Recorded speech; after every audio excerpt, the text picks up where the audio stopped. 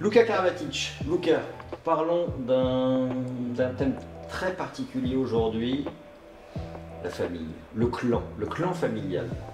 Le sport, c'est pas venu comme ça par hasard dans ta vie? Non, c'est vrai que c'est une histoire familiale. Forcément, j'ai baigné dans le sport quand j'étais petit, plus particulièrement dans le hand, à la base, par mon père, derrière par mon frère. Donc ouais, c'est une histoire de famille. Après, moi, j'ai un peu dévié, je suis parti dans le tennis, mais à la base, le hand, c'est un sport qui est dans la famille, où mon père a été handballeur professionnel, sportif de haut niveau. Donc Branko Karabatic, c'était pas n'importe qui.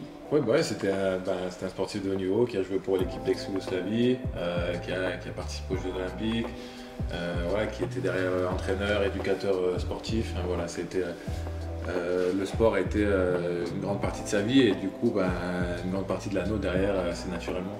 La Yougoslavie, l'ex-Yougoslavie a toujours généré des champions d'exception. Dans le hand, ça a été beaucoup les Croates.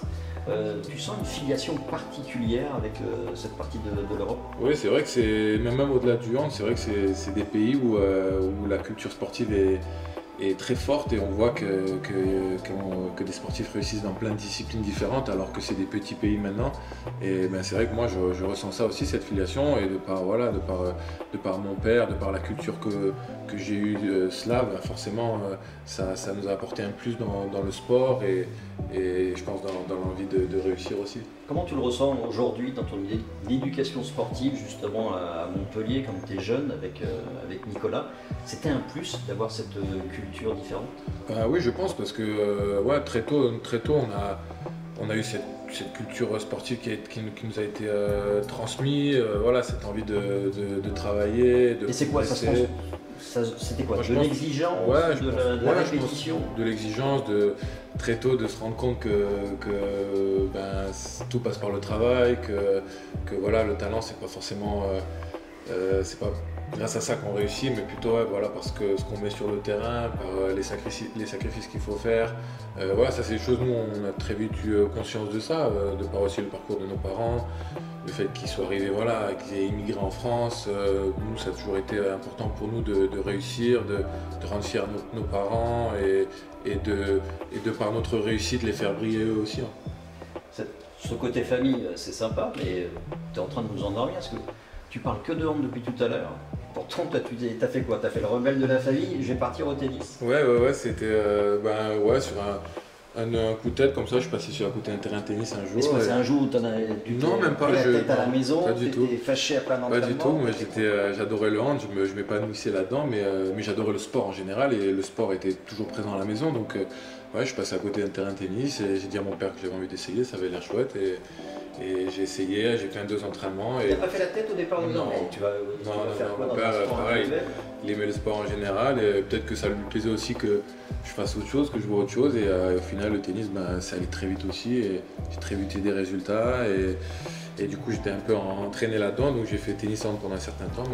Comment le grand frère Nicolas il a perçu ce passage dans un sport autre que le sien?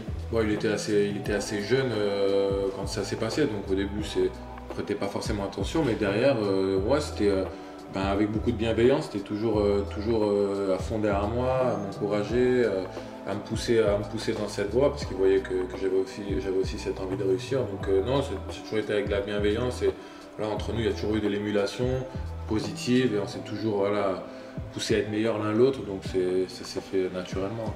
Et il a contribué à ton retour vers le handball ou c'est toi tout seul qui encore une fois pris la décision? Directement, pas du tout. Je pense qu'il a contribué indirectement de par sa réussite et le fait que je le vois comme ça dans le hand autant s'épanouir et autant réussir. Je pense qu'indirectement ça a dû un peu jouer. 5 ans d'écart? On a 4 ans d'écart. 4 ans d'écart.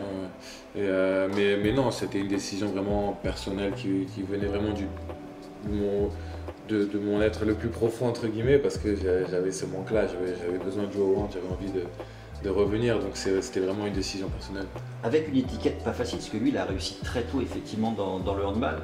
quand tu reviens à Montpellier avec le groupe pro, tout de suite c'était ouais, est-ce que c'est le fils de Branco et c'est le petit frère de Nicolas. Ça a été dur au départ à vivre? Ouais, c'était pas facile parce que ouais, en effet, j'avais un nom très connu dans le monde du handball et donc quand je suis arrivé, surtout par mon parcours, voilà, Lucas revient, il a fait tennis, c'était un espoir du tennis, qu'est-ce qu'il fait là entre guillemets, donc ouais, ça a été un peu. Au début, j'ai senti quand même voilà, des regards sur moi, Je m'en souviens, des je regardais les matchs, donc je sais de quoi je parle. Donc ouais, mais pour moi, j'ai toujours vu comme un challenge et comme une source de motivation. Et au contraire, moi, c'était plus, ben, je vais vous montrer, je vais vous prouver, vous allez voir que vous vous trompez. Ouais, ça a renforcé ta condition de champion. Je pense. Et ça, plus le fait d'avoir voilà, le soutien des personnes les plus importantes, voilà, soit mon père, mon frère et vraiment mon cercle proche. Quand tu as le soutien de ton cercle proche derrière, peu importe ce qui se dit autour. Donc pour moi, c'était ça, plus le fait que je fasse ce que j'aime, ma passion, ben, le reste, ça m'était égal. Je parlais de clan familial au départ. Branco malheureusement disparaît. Ça a resserré les liens avec Nicolas. Oui, c'est sûr que forcément c'est une épreuve dans la vie et clairement derrière il faut voilà, tu as plus de responsabilités, tu as plus de choses à gérer, tu n'as plus voilà, ce phare et cette personne voilà, qui te facilite tout. Donc ouais, ça a été un moment, il a fallu digérer, il a fallu voilà, apprendre à faire sans. Donc ça a été ouais, un moment où on a sans doute mûri tous les deux dans nos têtes.